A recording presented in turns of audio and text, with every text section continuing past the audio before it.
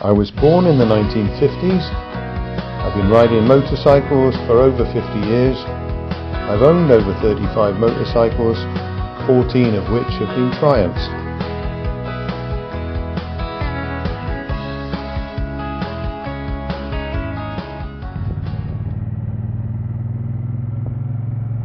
Now, Skint Flynn was an alias that I came up with some time ago when I didn't have a lot of money. I've always lived a frugal life, and it's only in more recent years that I've been able to afford motorcycles that are less than 10-year-old. When I got to 66, I bit the bullet and took the step of retiring from work. Money became even tighter, but I promised myself a holiday, and the place I wanted to go to was Spain, having never been there.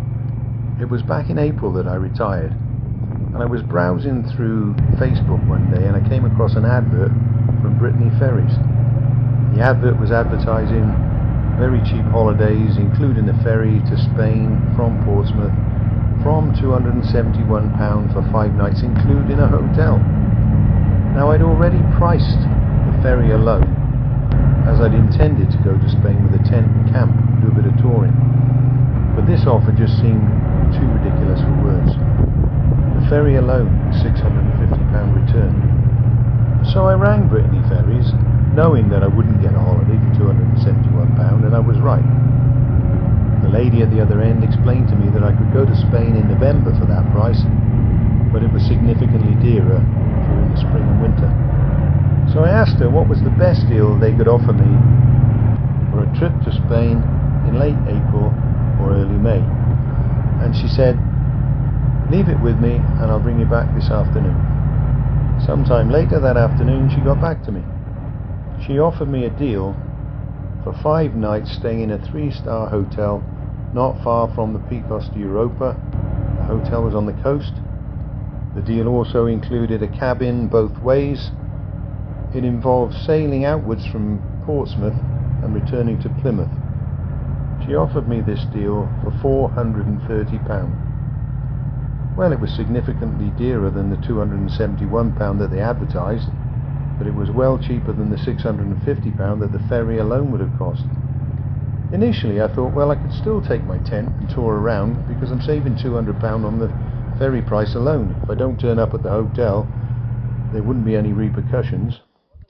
I didn't have to think about it for very long. I decided I was going. It would have suited me better if I could have gone with some friends, so I rang around the group that I normally ride with, but of course none of them had retired, so I was on my own. I rang the lady back at Brittany Ferries. I think her name was Karen, but I could be wrong. I should have paid more attention at the time, but I took the option that they offered me. I didn't know anything about northern Spain. I didn't know what was there. I just knew I hadn't been to Spain, and having watched the Vuelta a España for many years, the 3-week cycling tour that takes part in Spain, I knew that northern Spain had a much greener climate than southern Spain. So I started doing some research. The Picos de Europa, I think, was Spain's first national park, so that must have made it something special. I started looking at YouTube videos of the Picos de Europa to learn more about it. It certainly looked suitable for motorcycling. It's a very mountainous region, but little did I know just how perfect it would be for my kind of motorcycling. Now, the bike I chose to take on this trip, I had a choice of 2 at the time, was my 2023 T100 Bombville. One of the main reasons was that the bike was still under warranty, even though I hadn't bought it new, and it's a pretty economical bike as well, which is important to me. When the day arrived, I packed the Bombville up with soft luggage and set off. I could have travelled a lot lighter, but I took my drone, which took up quite a bit of room in my luggage. I'm glad I did, because some of the scenery in the Picos de Europa is absolutely stunning. I travelled down to Portsmouth on a good day. The weather was good, and arrived in good time to get the ferry. The ferry left, I think, at 5:30 in the evening and arrived at 8:30 or thereabouts. Not the following morning, but the morning after that. Throughout the passage, I had a 4-berth cabin to myself. The cabin had a television, and you could dial up films, so I was happy. The food in the cafeteria on the ferry was of a reasonable standard, and I did my best to sleep as much as I could while I was on the ferry. Arriving at about 8:30 in the morning at Santander, a nice bright day, I jumped on the bike and set off for the town of Llanes, spelt Llanes, a seaside town on the north coast of Spain. It took me some time to find the Hotel La Quira, which is on the outskirts of the town of Llanes. I was pleasantly surprised by how big my room was and its facilities. It came with a massive bathroom and its own kitchen with microwave and kettle. Certainly a good base to tour the Picos de Europa from. Llanes is an ancient seaside town with much to see in its own right. It faces the Atlantic to the north and the Sierra del Cuera to the south, a limestone ridge that rises to 1,315 meters, only 6 kilometers from the shore. So the scenery is guaranteed to be dramatic. There are plenty of places to eat in Llanes, plenty of bars, and a good supermarket on the outskirts of town. I chose to self-cater, as my hotel room had its own very good small kitchen, and self-catering fits in better with my skinflint alter ego. On the odd occasion that I did eat out, I found that food was very reasonable and not expensive at all. My Spanish being very poor, I found it easier just to offer people a handful of notes and trust them to give me the correct change. The supermarket directly across the main road from the hotel where I was staying provided me with everything that I needed. Whilst I was blown away by some of the mountain roads that I came across, one of the most surprising things that I came across on my tour were the empty beaches, which were absolutely beautiful. On my way to the hotel from Santander, I don't know what possessed me, but I took a slight detour down a very narrow lane and came across a cafe on a cliff overlooking two beautiful beaches and a fantastic campsite. The cafe was called La Paz. I'm not sure of the names of the beaches. The road up to the cafe was incredibly steep and might not be suitable for a full-dress tourer, but you could always park at the bottom and walk up. It's certainly worth a visit, and if you're camping in that region, I would thoroughly recommend the site for the views that it's got. Here's a short clip of the descent just to show you how steep it was. On the second day at breakfast in the hotel, I had a look at the map. Now my favourite kind of riding is through mountain passes, and I could see on the map a very wriggly line that virtually started from a mile away from the hotel.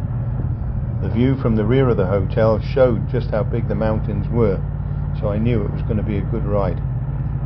I wasn't disappointed. This has now become my favourite road of all time. In my opinion, this is the most beautiful road in the Picos de Europa, and I wouldn't miss it for the world if I were you. I have put a screenshot of the Google Maps route so that you can easily find it. You can carry on through the mountains through other points in the Picos, so it's not just an out and back ride. It was so good that I rode it twice. On the second occasion I came across a farmer moving his cows across the mountains with his dogs. You can stop at this point on the mountain, park up, get yourself a chair and sit and watch the vultures circling below you with a 9-foot wingspan. They are majestic.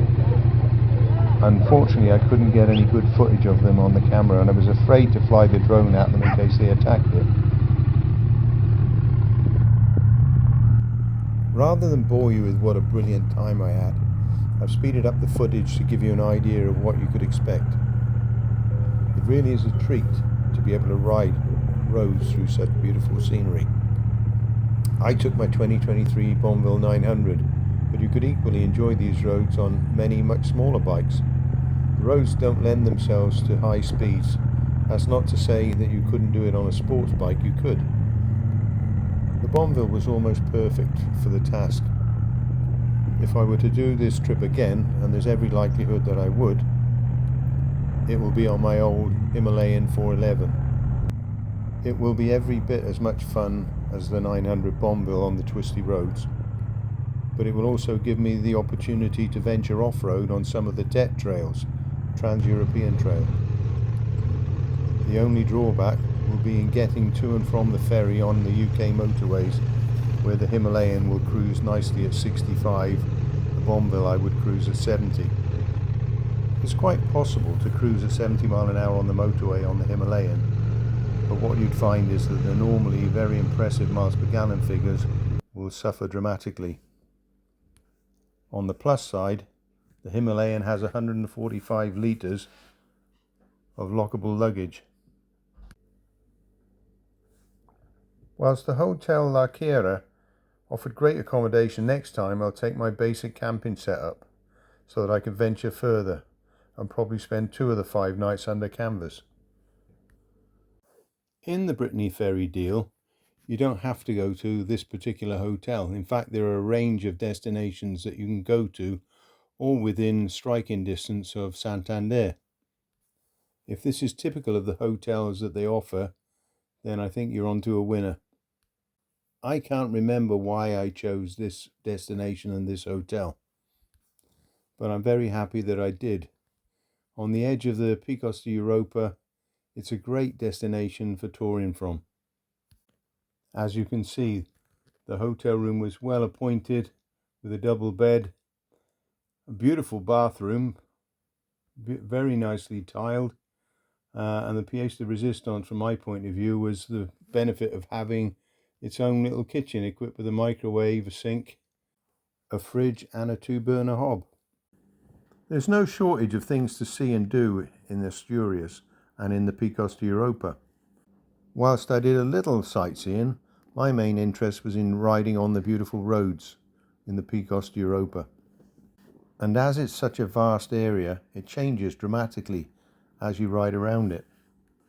The mountains, taken on their own merit, are absolutely stunning. But when you add the proximity of the sea and the beautiful beaches, particularly the beaches that were devoid of people, I think that taking a chance on the weather and coming here in May would be a good call.